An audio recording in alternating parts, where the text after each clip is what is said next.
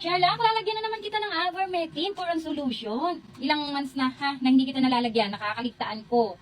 Dapat kasi monthly kang nalalagyan, Sherlock, para hindi na bumabalik yung mga kuto at garapata.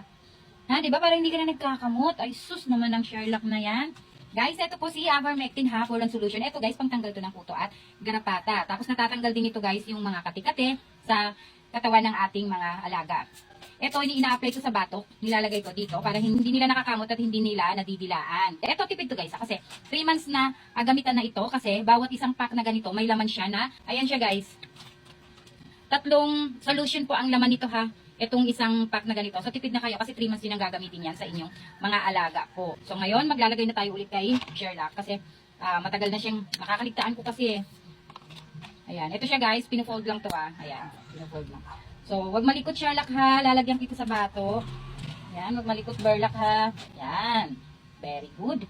Kayaan natin siyang, yung gamot, kumalat sa kanyang balat para mapuksanan niya ang mga kuto at garapata. Sherlock, wag mo lang talagang i-shake ha kasi para hindi tumapon yung gamot. Sayang eh. Yan. At puro ka balahibo. Saan ka ba galing? Saan ka naglulusot? Ito kasi si Sherlock guys, senior na namin to eh. Ayan, si senior. Kaya masungit siya lagi. Okay na yan? Ay, sus, okay na pala yan. Sige, you may go. Okay, alis na ikaw. Okay, bye.